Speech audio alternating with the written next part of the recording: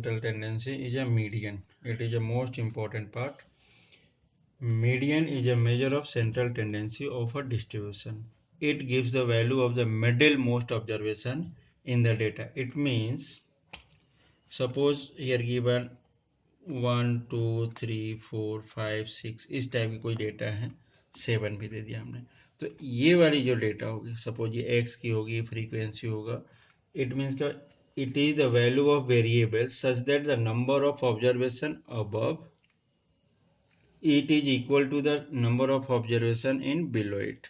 Means ये जो value middle की वैल्यू होती है इट इज अ मीडियन. अब मीडियन के बारे में बात कर रहे हैं तो इसमें एक दो चीजें और देखे थे अपन ने लास्ट ईयर के. अगर आप इंडिविजुअल डेटा की बात करें, इंडिविजुअल सीरीज के साथ, जिसमें एक ही वैल्यू दिया रहती थी, एक ही सिंगल वैल्यू दिए रहती थी, और उसमें फिर क्या करते थे, सबसे फर्स्ट टाइम जो वर्क करते थे अपन इसमें, तो 3 टाइप्स की डेटा है हमारे पास. फर्स्ट क्या है, इंडिविजुअल डेटा जिसमें 1 2 3 4 5 6 ऐसा दिया रहता है, तो इसको इसकी मीडियन निकालनी होती है. सेकेंड होता है जिसमें एक्स और एफ गिवन होता है और इसके थ्रू, तो ये तो इंडिविजुअल डेटा है. ये वाली पोर्शन कहाँ पढ़ चुके अपन, 9th में. अब यहाँ पर डिस्क्रीट डिस्ट्रीब्यूशन की बात करना अपन, ungroup data.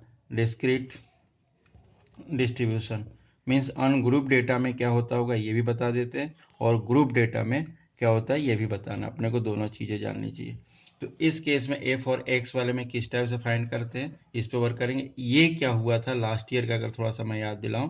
Firstly arrange in ascending और डिसेंडिंग ऑर्डर में. पहली चीज तो ये इसको अरेंज कर लेते थे. फिर क्या होता था, मीडियन क्या होता था, n/2th टर्म. अब इसमें भी एक कंडीशन थी, n कैसा होता है, इवन की केस में, और n कैसा होता था, ऑड की केस में. मीन्स नंबर ऑफ ऑब्जर्वेशन जो दिए हैं, इवन की केस में क्या होगा और ऑड की केस में क्या होगा. सपोज अगर इवन की केस की बात करें, सपोज 1 2 3 4 इस टाइप के डेटा होंगे, तो इवन नंबर है इसमें हमारे पास 4 ही डेटा, तो इसका मिडिल टर्म क्या होगा, इन दोनों का सम कर लेंगे. मतलब इवन अगर मिलता है तो उस केस में मीडियन हमने क्या निकाला था, लास्ट ईयर की बात कर रहा हूँ, n/2th term plus n/2 plus 1th term ये निकालते थे, डिवाइडेड बाई 2. मतलब इसको दोनों के पार्ट को n/2, मतलब सपोज यहाँ 4 है तो 4/2 मतलब सेकेंड टर्म, 4/2 प्लस 1 मतलब थर्ड टर्म. सेकेंड और थर्ड टर्म को प्लस करो और उसको 2 से डिवाइड करो, it is a median for individual data. But here अपन अब डिस्क्रीट की बात कर रहे हैं, मीन जिसमें एक्स और एफ होंगे, दोनों डेटा होंगे, इसमें इंटरवल नहीं होगा. तो डिस्क्रीट डेटा के लिए अगर देख रहे हैं तो मीडियन कैसे निकलता है ये बता दे रहा हूं मैं. मीडियन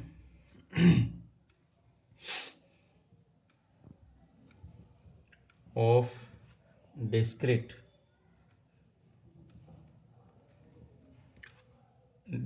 फ्रीक्वेंसी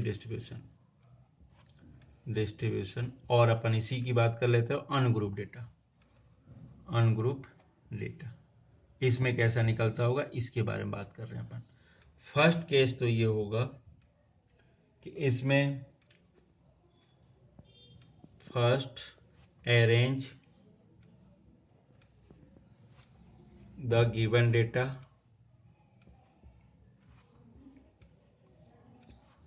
इन असेंडिंग और डिसेंडिंग में. अपन असेंडिंग ही करते हैं,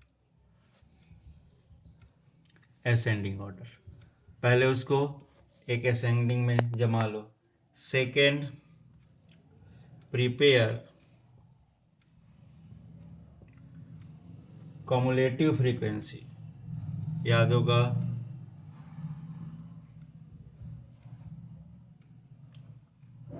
tube frequency table. First second case means frequency table, जो एफ होता है एक एक करके वो प्लस होता जाता है, अभी बताता हूं मैं. Third, if n is odd. n means क्या है, सम ऑफ ऑल फ्रीक्वेंसी. जब समीशन f निकालते हैं अपन, n मीन्स क्या है यहाँ पर, n equal to summation f है. अगर ये कैसा हो, ऑड हो, तो इस केस में फाइंड n+1/2 एकदम, ये फाइंड करना है. और ये 2th ऑब्जर्वेशन जो होगा observation is the median. Second case बनेगा फोर्थ में, अगर अपन देख रहे हैं, इफ n इज इवन के केस में क्या होगा, 2 मिलेंगे. Then find the frequency, cumulative frequency, find cumulative frequency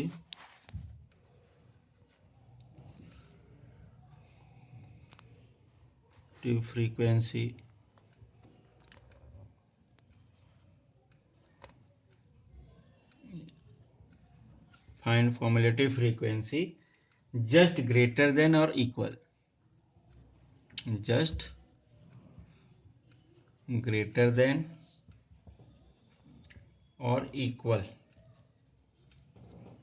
to n by 2 and n by 2 plus 1th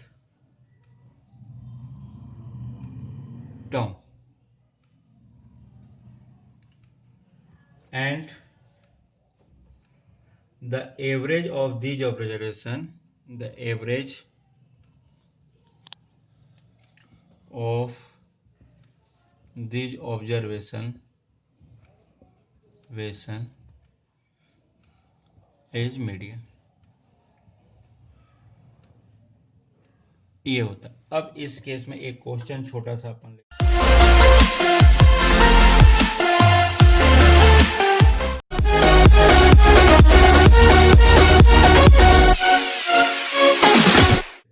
और उसी में बता देते. जैसे एक टेबल हम बना लेते छोटा सा.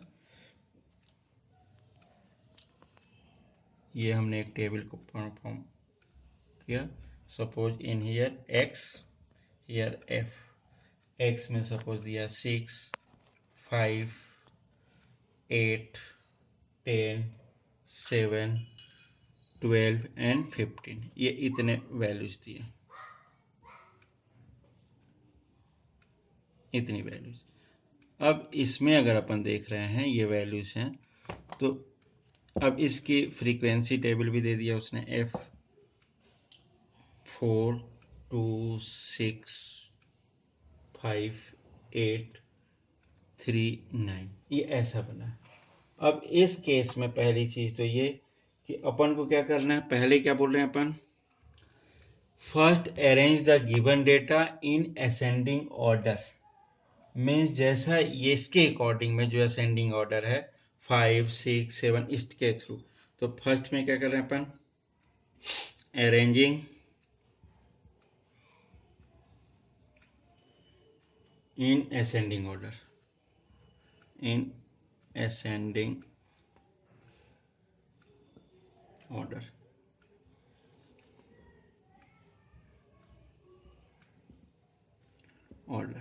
अब इसमें कैसे करेंगे, अब टेबल कंस्ट्रक्ट कर लेते हैं.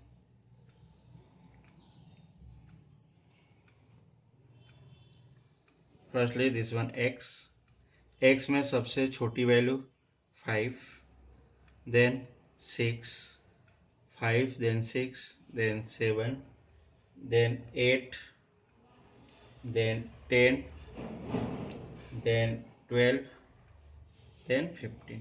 ये डेटा गिवन है इतनी हमारे पास. 5, 6, 7, 8, 10, 12, 15. इसको हमने क्या किया, असेंडिंग ऑर्डर में अपन ने इसको असेंबल किया. अब इसकी फ्रीक्वेंसी चेक कर रहे हैं. 5 के लिए फ्रीक्वेंसी कितनी, 2, ये गिवन है. 6 के लिए 4, 5, 6 हो गया. देन 7, इसके लिए 8. फिर आगे देखें, 7 के बाद 8, 6, फिर 10, 5, देन 12, 3, देन 15, 9. ये फ्रीक्वेंसी चेक कर ली हमने. अब क्या कर रहे हैं, अपन को क्या निकालना है. यहाँ पर सेकेंड केस में अपन ने क्या किया, ये कर लिया. अब इसका प्रिपेयर द कम्युलेटिव फ्रीक्वेंसी. अब अपन यहाँ पर कम्युलेटिव फ्रीक्वेंसी प्रिपेयर कर रहे हैं. मतलब कम्युलेटिव फ्रीक्वेंसी क्या होता है, CF जिसको कहें अपन कम्युलेटिव फ्रीक्वेंसी. ये सपोज फर्स्ट वाला 2, देन 2 + 4, इट मीन्स यहाँ पर 2 + 4 किया हमने और ये कितना मिल रहा 6, फिर 6 + 8, ये जो कंटिन्यू में हो रहा, तो 6 + 8 कितना हो जाएगा 14 यहाँ पर, फिर 14 + 6 20, फिर 20 + 5 25, फिर 25 + 3 ये कितना हो जाएगा 28, देन 28 + 9 37। मीन्स हो क्या रहा है यहाँ पर, अगर देखना है इसके, अगर डिटेल मैं लिखूँ यहाँ पर, तो डिटेल में कैसा किया हमने, पहला वाला तो 2 था, सेकेंड वाले में 2 + 4 ये मिला अपने को 6, और फिर यहाँ पर 6 + 8 ये मिला 14, फिर 14 + 6 ये मिला 20 इसके लिए, देन 20 + 5 ये मिला 25, 25 + 3 ये मिला 28, फिर 28 + 9 ये हो गया 37। मीन्स कर क्या रहे हैं अपन जनरली, ये तो पहला एज इट इज, फिर इन दोनों को प्लस करके यहाँ लिखा, इन दोनों को प्लस करके यहाँ लिखा, फिर इन दोनों को प्लस करके यहाँ लिखा, इन दोनों को प्लस करके यहाँ लिखा, इस टाइप से ये CF कम्युलेटिव फ्रीक्वेंसी हमारे पास आ जाती है। तो अब इस केस में अपन देख रहे हैं कि ये जो वैल्यू मिल रही है अपने को, ये 8 + 6 में ये वाली वैल्यू थी, 8 और 6 किया तो ये यहाँ पर मिलता है।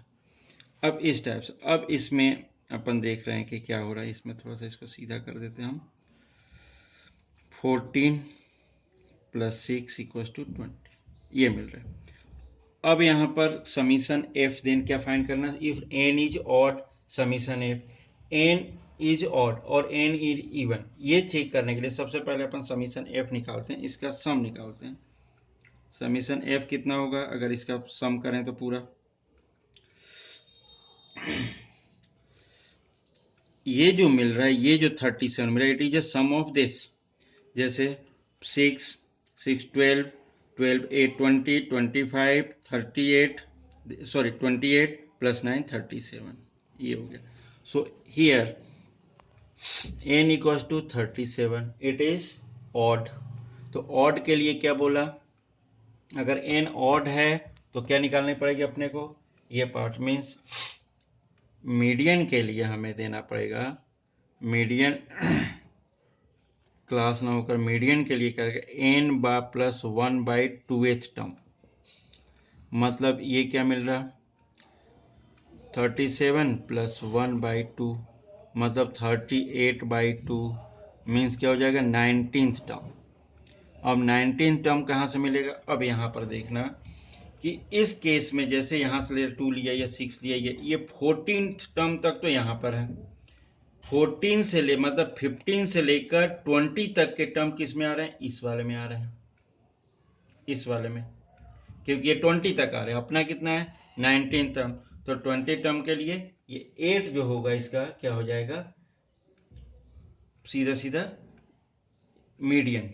मीन्स इस केस में क्या ले रहे हैं, the cumulative frequency just greater than 90, ये लिखा ना cumulative frequency is just greater than, ये लिखा पूरा 19 में ले रहे हैं अपन, ग्रेटर देन में ले रहे हैं, तो जस्ट ग्रेटर देन 19 है, तो 19 से ग्रेटर देन क्या मिल रहा है, ये 19 20 मिल रहा है, तो ये वाली वैल्यू ले लेते हैं। तो सीधा सीधा एक चीज याद रखना कि जैसे 14 तक यहाँ पर है, 15 16 17 18 19 20 इसमें आएगा, तो ये 19 इसमें आ रहा, तो अपने पास मीडियन क्या हो जाएगा,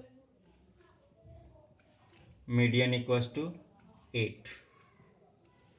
क्यों 8 क्या है, इसके 20 के अगेंस्ट में जो x की वैल्यू कितनी है 8 है, इसलिए मीडियन क्या हो जाएगा 8। तो इस टाइप से इसको हम फाइंड करते हैं।